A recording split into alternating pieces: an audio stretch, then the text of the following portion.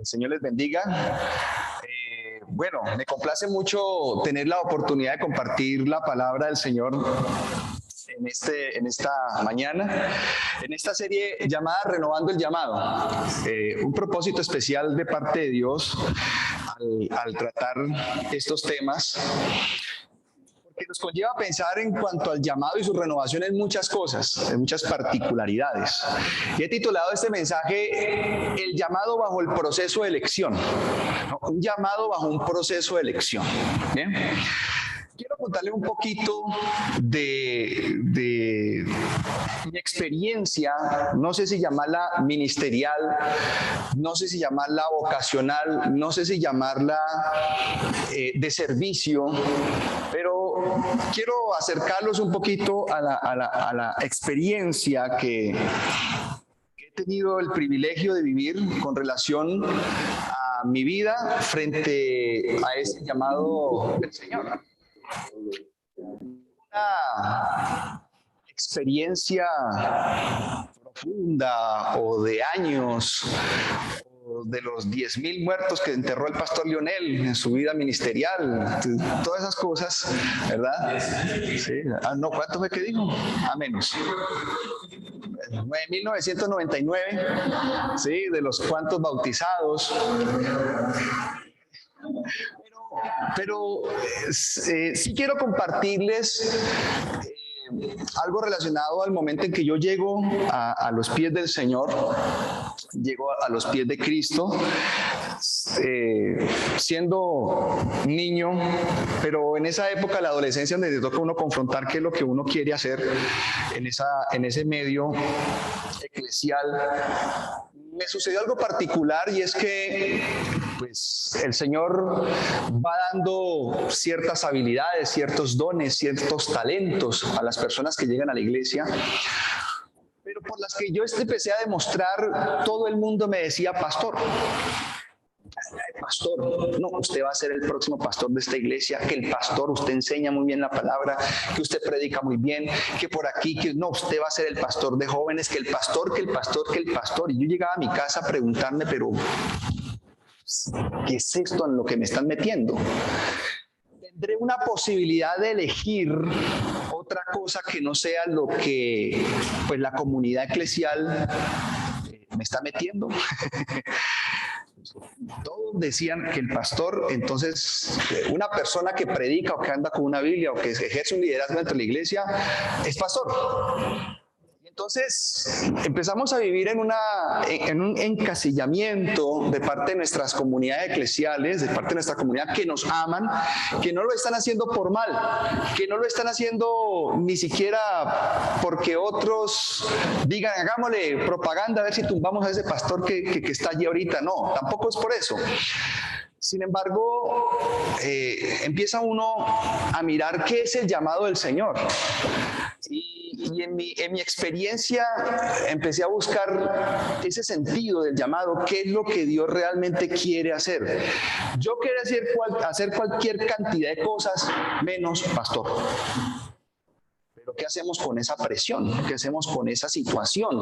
Con ese empuje social, con ese empuje de la comunidad que nos ama, que nos quiere, que nos ganamos su aprecio, ¿sí? Y de eso surge este mensaje. El llamado bajo un proceso de elección. Señor, ¿tendré la posibilidad de elegir qué es lo que quiero hacer? ¿Tendré la posibilidad de mirar desde otro punto de vista el llamado que tengo y no necesariamente ser pastor? ¿No? Eso es una cuestión que viví durante mucho tiempo. Y bueno, yo decidí otra cosa. La vida es un proceso de elección constantemente. No podemos elegir también si no se nos presentan opciones, ¿no? Si la única opción que yo tenía era ser pastor, pues al parecer no había más que hacer. No había otro servicio, no había otro ministerio, ni siquiera me propusieron estudie tal cosa en la universidad para ver si a través de esa profesión usted sirve al Señor, porque no existe. No, usted es pastor, ¿no? Está predestinado, ¿no? Allí a ser el pastor. ¿Sí? No podemos elegir si no se nos presentan opciones. El proceso de elección, que yo llamo llamado, nos conlleva a escoger algo y desechar lo otro. Eso hacemos nosotros cuando elegimos. Dios desde el principio hace uso de la elección aplicando el mismo proceso, escoge y rechaza. No, pero ¿cómo Dios va a rechazar? Eso como que no cabe en los atributos de Dios, ¿no? ¿Cómo Dios va a rechazar? Pero Dios está en ese son. ¿Sí? Como dice el meme por ahí, ¿a son de qué? ¿Lo han visto? ¿Sí? Del muchacho. ¿A son de qué? Dios elige pero rechaza. Lo que escoge lo separa, que lo he titulado y con la palabra hebrea kadosh, que se traduce como santo, lo santifica, pero prefiero utilizar lo separa, ¿no? Lo que Dios escoge lo separa para mostrar su gloria a las demás naciones. Pero lo que Dios rechaza, ¿qué pasa con eso? Pues termina siendo usado por Dios como instrumento también de su gloria. Finalmente, no ese rechazo o ese rechazo termina siendo también instrumento de parte de Dios. Explíqueme eso, profesor Edwin. No, yo no me puedo explicar eso porque eso no me puede explicar. Dios lo que rechaza termina usándolo más adelante.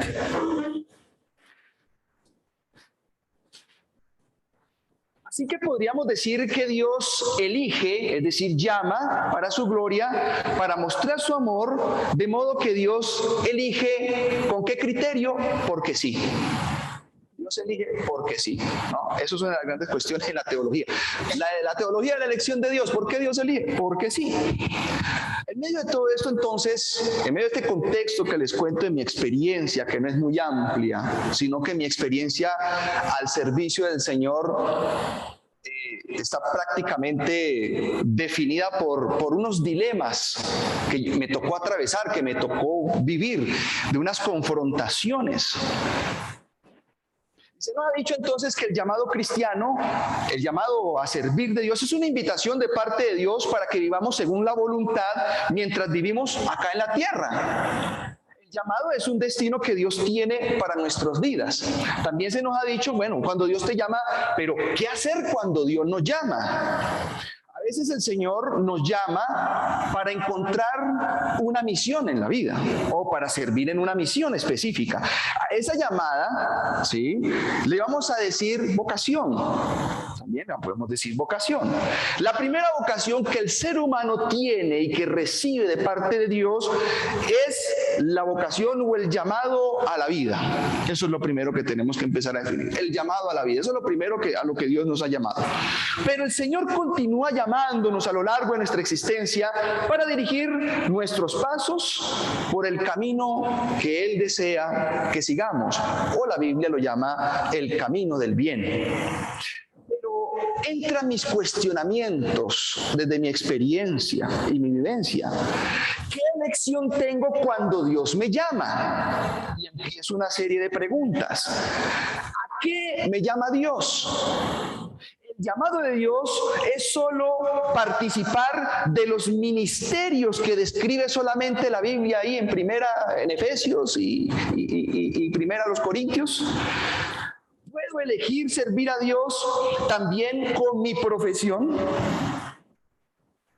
El llamado a servir a Dios está relacionado con la elección de servir también a mi prójimo. ¿Será que eso está en el panorama? ¿Sí? ¿De qué manera elijo entonces responder a ese llamado? Si Dios me eligió para hacer algo, ¿puedo yo elegir si lo hago o no lo hago? Y si decido hacerlo, ¿también puedo elegir la manera de cómo hacerlo? ¿Qué expectativa tengo del llamado? ¿Son altas, son bajas o finalmente me da igual? ¿Qué van a decir mis amigos y mis familiares de la decisión que he tomado para servir en ese famoso llamado? ¿Puedo renovar entonces el llamado sin saber que tengo un llamado?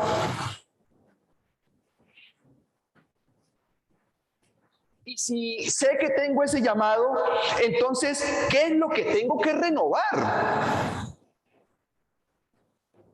¿Esa renovación me hará mejor persona?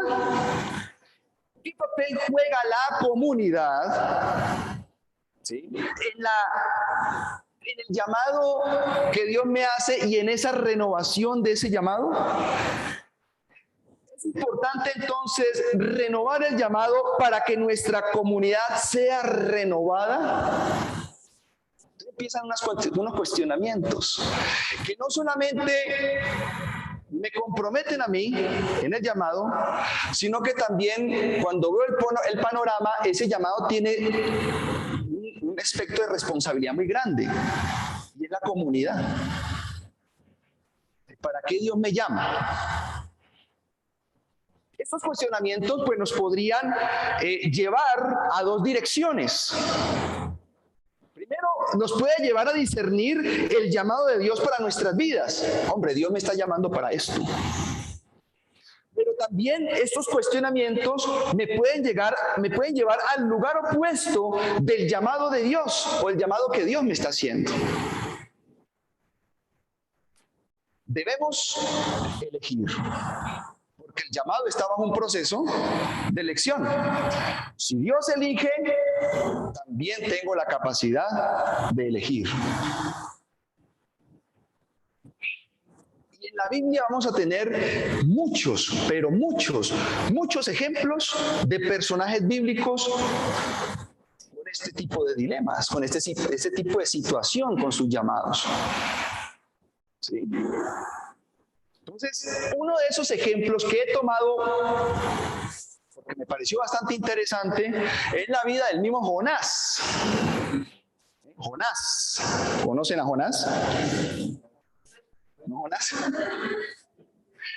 Jonás es un personaje bastante atípico frente al llamado. Bueno, Jonás nos han enseñado que lo vamos a encasillar dentro de los libros de los profetas, pero Jonás tiene un elemento literario un poco diferente en este sentido. No sigue casi ese estilo, género literario, por eso los sabios judíos que organizaron el canon bíblico del Antiguo Testamento lo colocaron más bien en otros escritos.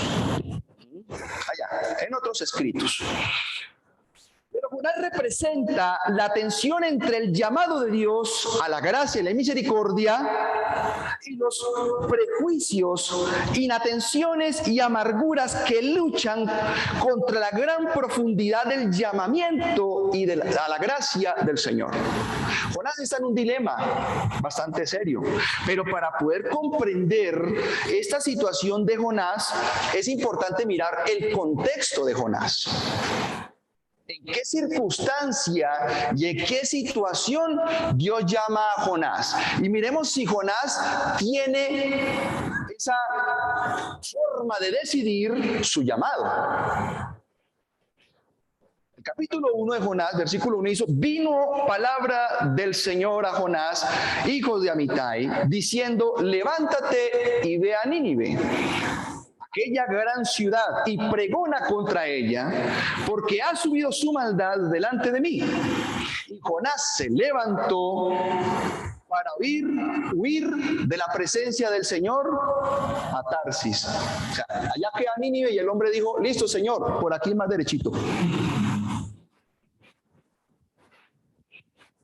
Y uno dice: pero Dios bendito, ¿cómo Jonás va a rechazar el llamado? Vino palabra del Señor a Amós, hijo de fulano de tal, que se encontraba en la ciudad de Tecoa, y le dijo: ve a Samaria y profetiza contra el rey. Y él dijo: sí, Señor, con mucho gusto, y me voy para allá. Y vino palabra del Señor a Isaías, a Jeremías, y vino palabra del Señor, y Jesús llamó a los 12 apóstoles: sígueme, y ellos lo siguieron. Por ahí Pedro le dijo: bueno, yo te sigo, pero ¿qué vamos a ganar contigo? ¿Qué va a pasar aquí? ¿Cómo es la cosa? Tranquilo, va a tener 100 veces más. Pero uno se pone a mirar que la mayoría de las personas que nos narra la Biblia Todos le dijeron al Señor, listo, pues con algún temor, con algunas dudas, ¿sí? Moisés, vaya por favor allá a Egipto y lo he seleccionado, usted lo he elegido, porque Dios elige, lo he elegido para que usted vaya y lleve el mensaje y saque a mi pueblo de esclavitud, sí, pero Señor, lo que pasa es que con esta forma que yo tengo de hablar, pero fue, ¿sí? Elías, te he mandado a dar un mensaje allá, vaya allá donde vive, ¿sabe, no? La esposa de Acab era el rey. Sí. Esa señora estaba matando a cuanto profeta se le arrimara allá.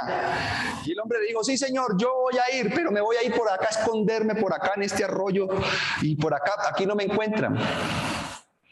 Y Dios lo llama y le dice, salga de ahí, compadre, porque no, es que si yo voy y me matan, entonces ¿quién va a llevar el mensaje?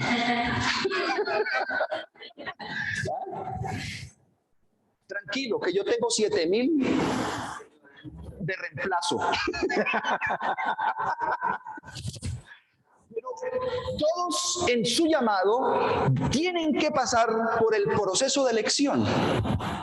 Debemos elegir si vamos o no vamos, si cumplimos o no cumplimos. ¿Qué eligió Jonás? No, yo no voy. Ahora, ¿sabemos las razones por las cuales Jonás no quería ir? ¿Cuáles creen ustedes?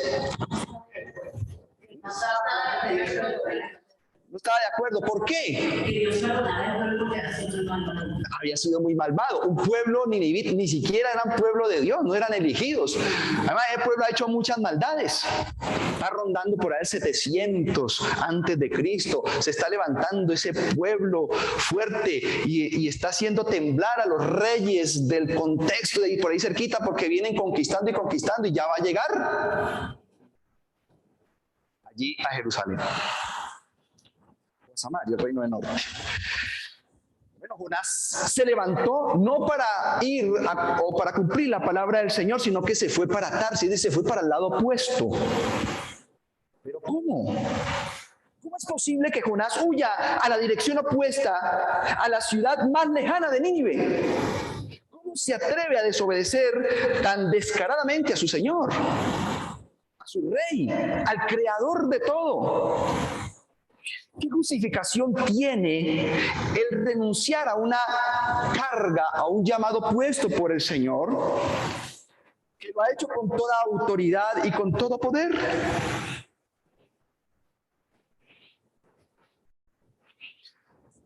Narra la historia desde la pluma de un rey llamado, a ver si lo pronuncio bien, Arsunarsipal II. Ah, lo dije bien. Arsunarsipal II, rey de ese imperio. Y narra en sus crónicas las siguientes cosas, que eso ya ha llegado a los oídos del pueblo donde vive Jonás, ¿no? Lo que escribe, y escribe lo siguiente: construí una columna al lado de la puerta de la ciudad y despellejé a todos los príncipes que se habían rebelado y cubrí la columna con sus pieles. ¡Qué maravilla! Es decir, Dios le dice a Jonás, vaya y predique a Nínive, y el hombre que dijo, me van a despellejar. Pero ¿cómo no va a ir para otro lado? ¿Ah? Por Dios bendito. Algunos encerré dentro de la columna, algunos los empalé en la columna en palos y a otros até a palos alrededor de la columna. Desmembré a los oficiales y a los oficiales reales que se habían rebelado contra mí. Muchos de los cautivos entre ellos quemé en hoguera y muchos tomé vivos. De algunos les corté las manos y a otros le corté la nariz, le corté las orejas, le saqué los ojos. Bueno, ¿para qué seguimos leyendo estas cosas, no?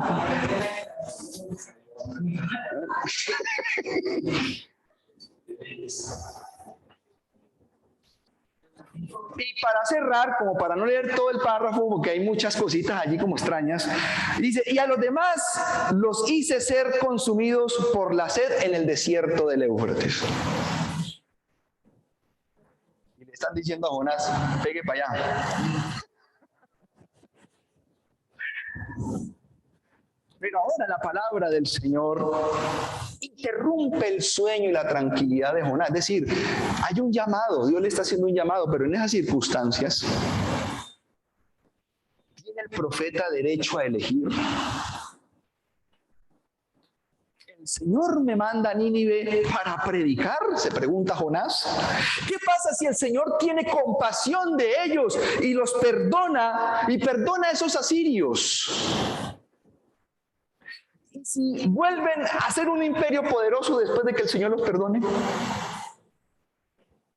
¿Y si vuelven a amenazar otra vez a Israel? ¿Y si demandan una y otra vez la entrega de tributos para debilitar y empobrecer al país? ¿Y si nos atacan y luego nos empalan a nosotros y a los gobernantes y a nuestros jóvenes frente a las ciudades santas de Israel? ¿No será mejor que sean consumidos por la ira del Señor y que dejen de molestar al pueblo de Dios? El dilema en la mente de un llamado. Si hay otra opción, ¿puedo elegir? ¿Estaré en mi derecho de elegir? Y si se me presenta esa opción y me voy por esa otra opción, ¿esa elección será que tendrá unas consecuencias? ¿Dejará de ser el reino de Dios y su justicia porque yo no cumplí con ese llamado?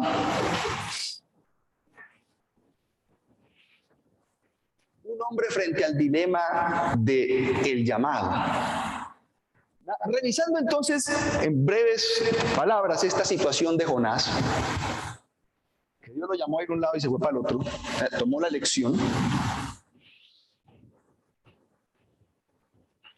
¿Requiere Jonás una renovación de algo?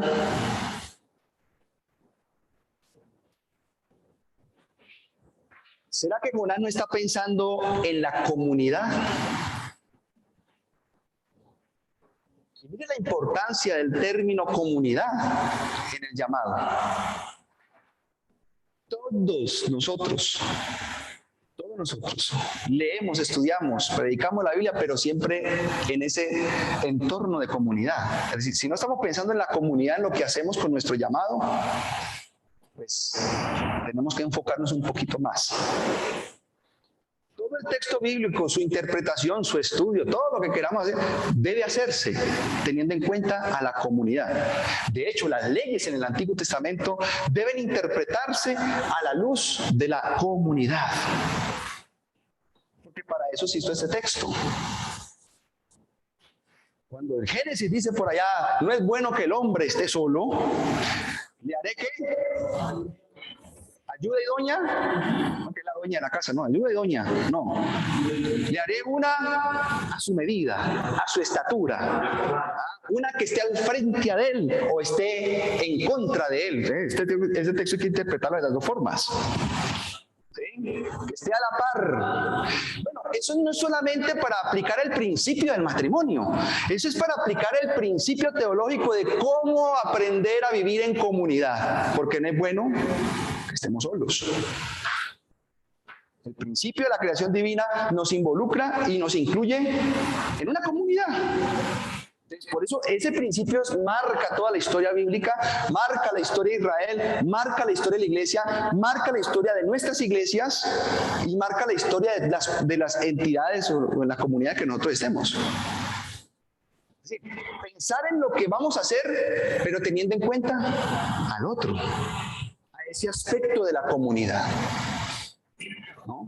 Es importante tener en cuenta esto. No sé si Jonás estaba pensando en eso, si estaba pensando en su comunidad, no le interesaba esa comunidad ya. Lo que sí nos deja ver ese texto es que Jonás estaba alejado de esa visión del Dios de amor que perdona y renueva y que tiene compasión y misericordia. Estaba un poco alejado de esa parte. Y fue de mala gana finalmente dar ese mensaje, y dio un mensaje que en hebreo son 3 palabras: arrepiéntanse.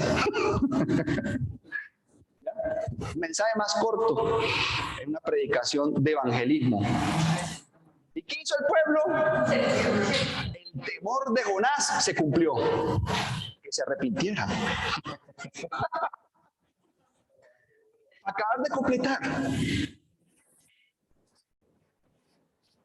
¿Será que Jonás se sintió encasillado a ser ese profeta, a llevar ese mensaje? ¿Será que ese llamado mediado por la lección nos lleva también a pensar en la forma de cómo lo hago? Y si no lo hago, ¿qué? Y si lo hago de mala gana, estará bien. Pero, ¿qué sucede ahí? Bueno, como decía una de las profesoras de psicología que teníamos aquí, doña Amparo, profundamente humanos. Que tenemos el derecho a expresarnos, a sentirnos y a vivir. No encasillados por el qué dirán de los otros.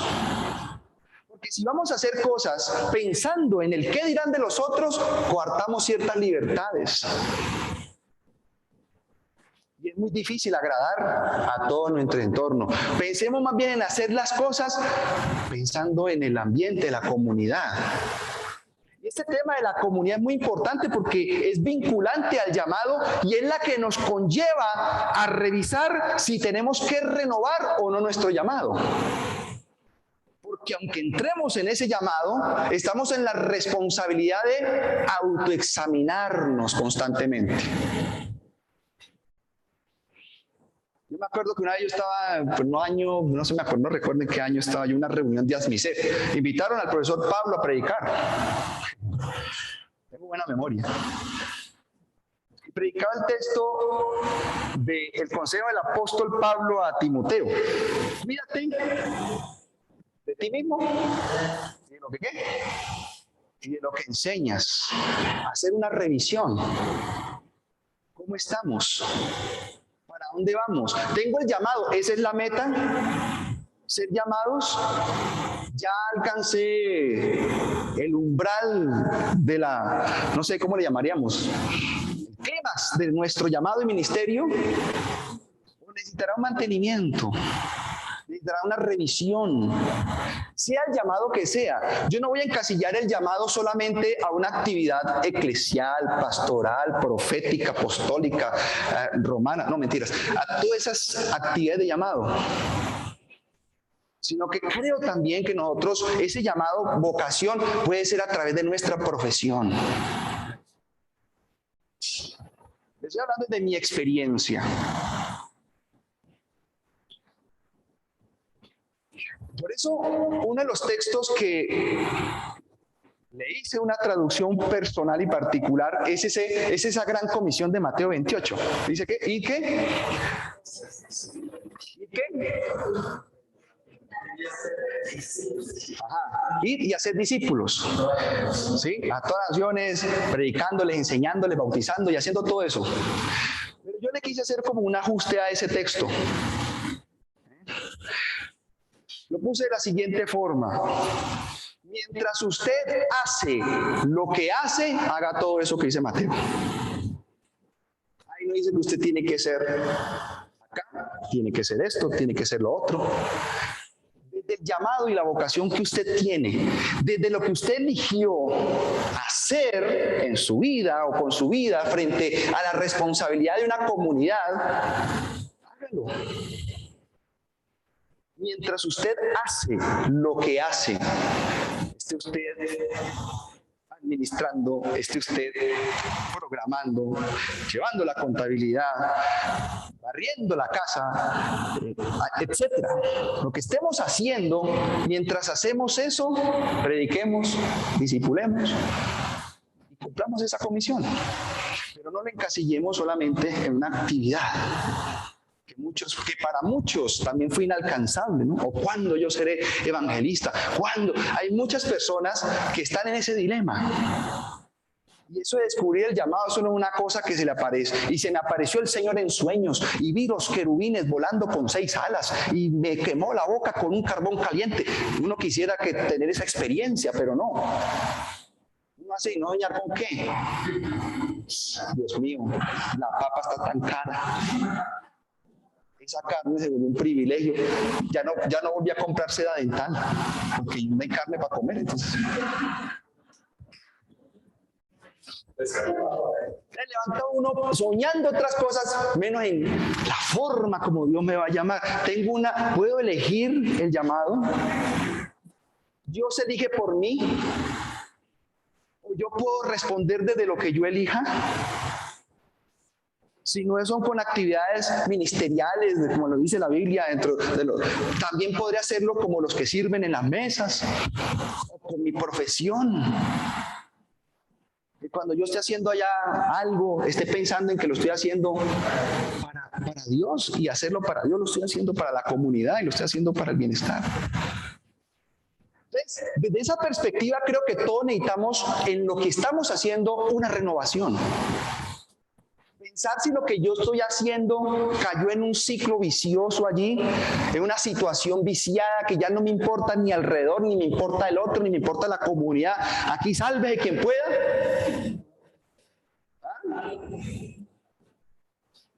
¿O será que necesito un espacio, un tiempo para pensar en qué es lo que estoy haciendo? Si lo que estoy haciendo es para beneficio propio y particular, porque podemos caer en eso en cualquier momento, y me olvido de que estoy haciendo para una comunidad, para Dios. O si no me pagan, entonces yo no hago esto. Pensemos, revisemos. El texto bíblico hace llamado a la renovación, y renovar es hacer algo que se vuelva nuevo, diferente, con la implicación de volver esa situación superior. Esa es la palabra que utiliza el apóstol Pablo en Romanos capítulo 12, de la renovación.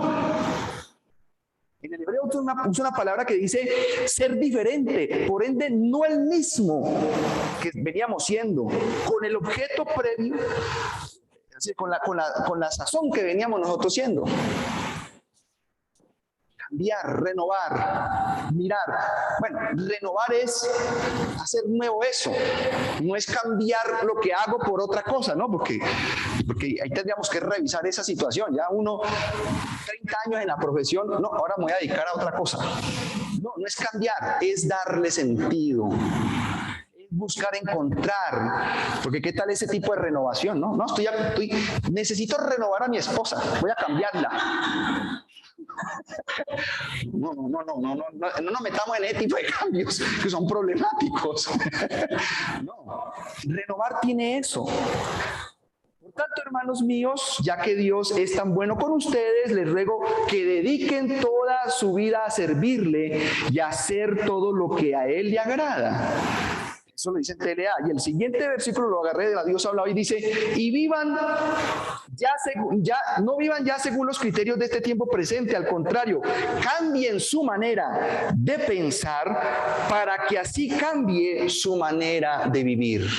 Dios habla hoy, Romanos capítulo 12, versículo 2. Renovación. ¿Renovación de qué? De lo que yo estoy haciendo. Yo podría considerar que lo que yo estoy haciendo, Dios me llamó a hacerlo, está en su derecho. ¿Quién dice que no? ¿Quién determina que no? Ay, pero es que, hermano, es que eso de ser administradora no aparece ahí en la Biblia. Eso de ser ingeniero de sistema no aparece ahí en la Biblia. Pero ¿cree usted que a través de eso que usted hace puede servir a los demás? ¿Beneficia a su comunidad? ¿Tenemos el derecho a elegir el llamado? ¿O vamos a vivir en el dilema de meternos en algo que Dios no nos ha llamado a hacer? ¿Sí?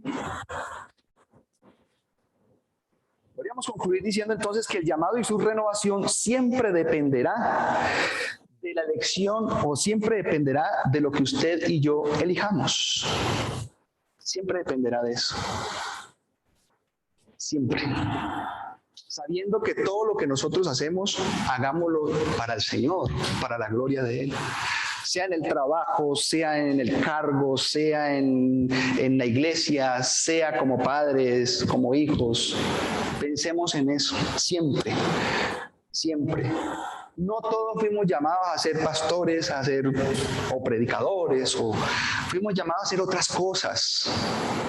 Y aquellos que no están, que sus llamados o sus oficios, sus profesiones no están aquí en la Biblia, déjeme decirle que han sido llamados a servir igual. Dios no nos excluye.